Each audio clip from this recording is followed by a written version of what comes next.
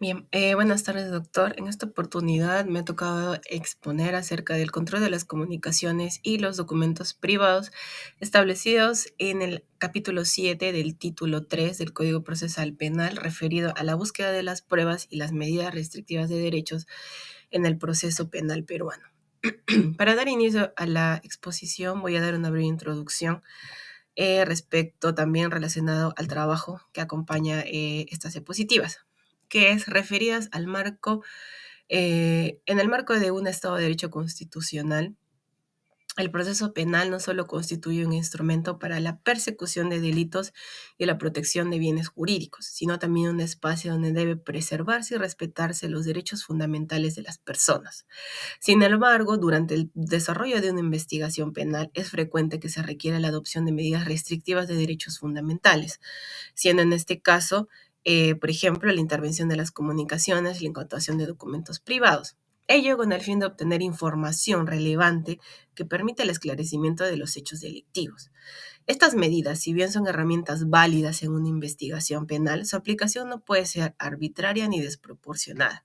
Deben ser excepcionales y aplicarse solo cuando sea indispensable restringir derechos fundamentales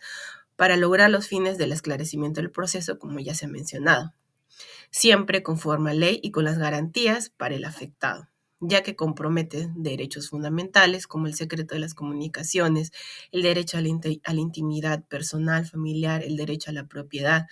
que son consagradas en la Constitución política. Por ello, su legalidad, su legitimidad deben ser evaluadas a la luz de principios constitucionales, tales como la legalidad, la proporcionalidad, que implica el test de idoneidad, de necesidad y ponderación. Asimismo, la excepcionalidad, la necesidad y que éstas sean motivadas judicialmente, además de un control judicial posterior por parte del afectado, a fin de asegurar que estas medidas sean pertinentes y no existan alternativas menos lesivas y que sean equilibradas a los derechos que están siendo involucrados. Bien, en este contexto voy a proceder a realizar un análisis sobre la naturaleza, cuál es el procedimiento, los límites y las garantías que rigen estas medidas restrictivas referidas al control de las comunicaciones y documentos privados, que se dividen en tres subcapítulos. El primero referido a la intercepción e incautación postal, la intervención de comunicación y telecomunicaciones y el aseguramiento e incautación de documentos privados, así como un repaso de jurisprudencias de la Corte Suprema, del Tribunal Constitucional y algunos acuerdos plenarios. Bien, como se ha señalado, el capítulo referido al control de las comunicaciones y documentos privados es importante mencionar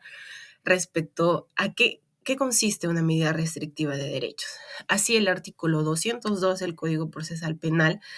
nos indica que cuando resulte indispensable restringir un derecho fundamental para lograr los fines del esclarecimiento del proceso, debe procederse conforme a lo dispuesto por la ley y ejecutarse con las debidas garantías para el afectado.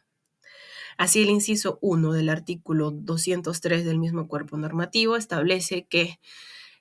uno de los presupuestos para que se pueda afectar la restricción de derecho cuando lo disponga la autoridad es que debe realizarse de acuerdo al principio de proporcionalidad y cuando existan suficientes elementos de convicción. Esta resolución que va a emitir el juez de investigación preparatoria debe ser motivada, al igual que el requerimiento que es por el cual se solicita esta medida restrictiva por parte del Ministerio Público. La resolución de apelación número 127-2022 reafirma estos presupuestos. El primero relacionado al fumus comissi delicti, es decir, que existan suficientes elementos investigativos que sostengan la fundabilidad de los cargos iniciales,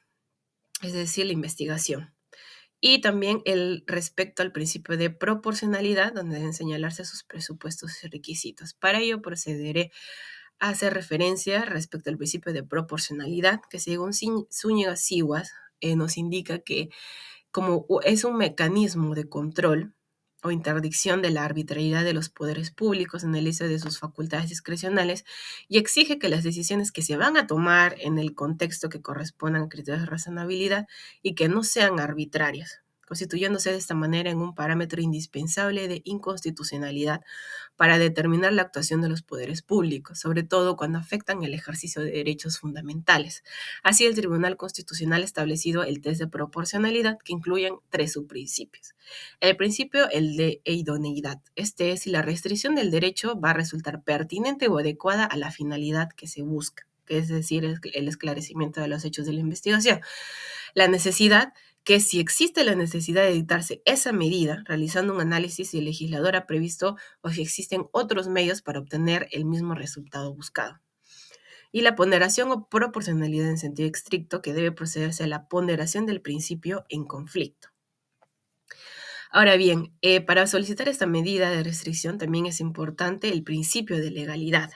el cual está reconocido en nuestra Constitución Política del Perú en el artículo 2, inciso 24, que establece que nadie puede ser procesado ni condenado por acto de omisión que al tiempo de cometerse no está previamente calificado en la ley de manera expresa e inequívoca como infracción punible ni sancionada con pena no prevista en la ley. Como también nos señala Zúñiga Siguas, quien ha citado a Gómez, se indica que este principio está también relacionado, contemplado de forma expresa, debe estar contemplado en una ley formal, previa a los hechos, descrito con claridad y precisión. Esto asegura que los ciudadanos van a conocer con exactitud cuáles son estas conductas prohibidas y cuáles son las consecuencias jurídicas de transgredir, es decir, cuáles son las sanciones por atentar contra bienes jurídicamente protegidos. De igual manera, este principio impide la aplicación de la ley penal por analogía, garantizando así mayor certeza y seguridad jurídica. Ahora bien, respecto a la suficiencia de los elementos de convicción para solicitar la medida de restricción, los elementos de convicción son aquellas sospechas, son indicios, huellas, pesquisas, actos de investigación que realiza el Ministerio Público, documentos, entrevistas, declaraciones, entre otras, que están plasmadas, ¿no?, en documentos, en la etapa de investigación, para estimar razonablemente la comisión de un delito que vincule al imputado, al investigado, como autor o partícipe del hecho que se esté investigando. Así tenemos el Acuerdo Plenario 01/2019, que precisa que toda medida limitativa de derechos debe implementarse bajo las pautas y principios del artículo 6 del título preliminar del Código Procesal Penal, que exige la suficiencia de elementos de convicción y respeta el principio de proporcionalidad, como se ha mencionado desde el principio, para solicitar una medida de restricción de derechos. Por ello, se ha determinado que, si bien las medidas restrictivas se encuentran justificadas en el interés social, que es la búsqueda de la verdad para esclarecer los hechos, esta no está bajo el libre poder del Estado. Esta medida debe ser sometida a límites claros y exigentes porque es necesaria la aplicación de principios como la legalidad, la razonabilidad y la proporcionalidad, referida al principio de legalidad, que garantiza que ninguna restricción puede imponerse si no está señalada en la ley, lo cual impide medidas arbitrarias o discrecionales. Por otro lado, respecto al principio de razonabilidad y proporcionalidad, como se ha señalado, estos van a actuar como un filtro que permite ponderar si la medida va a ser adecuada para alcanzar el fin legítimamente perseguido y si es necesaria, es decir, que no exista otra menos lesiva, y si es equilibrada en relación a los derechos que están en juego, que se van a poder afectar al admitirse la medida. Bien, ahora en específico respecto al control de las comunicaciones y documentos privados, este tipo de control es una medida restrictiva al derecho fundamental al secreto de la comunicación y documentos privados, señalados en el artículo 2, numeral 10 de la Constitución. Es decir, afecta a la intimidad personal en lo que corresponde al ámbito de la privacidad, necesario para que el individuo desarrolle su derecho a comunicarse con los demás de forma libre y ajena a intromisiones o averiguaciones de terceros o de la misma autoridad pública. La finalidad es restringir determinados derechos fundamentales, es permitir el acceso al contenido de comunicaciones de diversos tipos, como las epistolares, telegráficas, telefónicas, radiales y otras a través de medios electrónicos. Esta limitación se va a materializar a través de acciones como la incautación, la apertura, la lectura, interferencia, interceptación de estas comunicaciones bajo control judicial, ejecutadas por el fiscal o por funcionario especialmente designado, que en este caso es una unidad especializada de la policía, y dentro de una investigación penal. Bien, el primer subcapítulo de referir al control de las comunicaciones y documentos privados es el referido a la interceptación e incautación postal. Respecto de ello, tenemos que el Diccionario Prehispánico Español Jurídico ha señalado que la interceptación y observación de la correspondencia postal o telegráfica de la persona investigada, deteniéndola, abriéndola y examinándola para el descubrimiento y la comprobación de algún hecho relevante para la causa. En ese sentido, se debe entender como correspondencia postal a los documentos, objetos que se envían a través de un servicio postal que incluye cartas, tarjetas, paquetes, encomiendas. La información que se encuentra dentro de estos documentos es la que se va a analizar para determinar si es relevante o no para la investigación del caso. En relación a la incautación, se debe precisar que esta medida incide sobre bienes que constituyen el cuerpo del delito y también sobre las que se relacionen con él o que sean necesarias para el esclarecimiento de los hechos investigados. Así, Garay Mercado nos indica que esta medida limitativa de derechos colisiona con el derecho fundamental de las personas al derecho de su propiedad, reconocida también en nuestra Constitución política, porque es un acto en el cual el Estado está facultado para realizar a través de sus autoridades previo un procedimiento en el cual se puede entender como el decomiso de bienes, instrumentos o cosas de una persona, que son propiedad de una persona, imputada por una comisión de un delito o de los instigadores, cómplices que hayan utilizado para la comisión de un delito determinado, y también referente al producto del acto delictivo. Entonces, Sánchez Verlares nos indica que el Código Procesal va a permitir la posibilidad de que se pueda interceptar, incautar y abrir esta documentación privada que se dirija al imputado de manera directa o indirecta, siempre que sea indispensable para el debido esclarecimiento de los hechos que se van a investigar. Y señala que estos también comprenden cartas, pliegos, títulos, valores, telegramas, incluso también correos electrónicos que son dirigidos al imputado, remitidos por él, es decir, enviados por él, aun cuando se encuentren con otros nombres que no están en relación al imputado o que se presuman que emanan de él o que resulte ser el destinatario. Por tanto, la incautación y la interceptación se trata de una actuación estatal que restringe el derecho de propiedad, como se ha señalado, sobre bienes vinculados directa o indirectamente con el hecho delictivo que se esté investigando. Lo que busca con esta medida es conservar estos elementos que pueden servir como pruebas, las cuales van a ser valoradas posteriormente en un juicio oral, y también busca impedir que estos bienes relacionados a actos delictivos sean ocultados y entorpezcan el desarrollo de la investigación para descubrir cuál es la verdad de los hechos.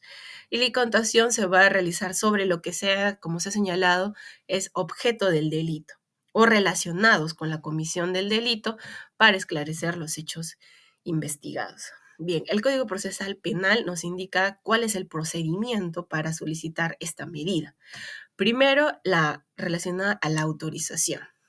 El fiscal, mediante un requerimiento, va a solicitar al juez de investigación preparatoria que intercepte e incaute y pueda abrir documentación que se dirijan al imputado de forma directa o indirecta. Una vez que ésta sea admitida, cuando su obtención, el juez va a valorar que su obtención es indispensable para el esclarecimiento de los hechos investigados. En este tipo de autorizaciones no se señala cuál es la pena mínima que debe de tener el delito que se esté investigando, ¿no? Entonces puede referirse a cualquier delito establecido en el Código Penal. La medida también comprende, como se ha señalado, a los correos electrónicos que son dirigidos al imputado o enviados por el mismo imputado, que siempre tienen que estar relacionados al hecho delictivo. Y el juez de investigación preparatoria, de forma reservada e inmediatamente teniendo en cuenta o a la vista los elementos de convicción, va a emitir la autorización, ¿no? Justificando el requerimiento del fiscal. En caso si se deniega esta medida, puede ser apelada por el fiscal, y también el trámite que va a desarrollarse esta apelación es de forma reservada por el Tribunal Superior. Luego, si esta correspondencia que se está solicitando está en posesión que se pretende su incautación o intervención, está en posesión de tercera persona y es requerida y esta se deniega, incurre en responsabilidad penal. Bien, Si esta persona alega su negativa como un secreto de Estado por inmunidad diplomática, va a regir lo señalado en el artículo 224, numeral 3, eh, para su procedimiento. Y el juez, previa audiencia, va a decidir si clausura esta investigación y además va a pedir un informe al Ministerio de Relaciones Exteriores a fin de que den cuenta del carácter reservado de estos documentos, ¿no? Ahora bien, la ejecución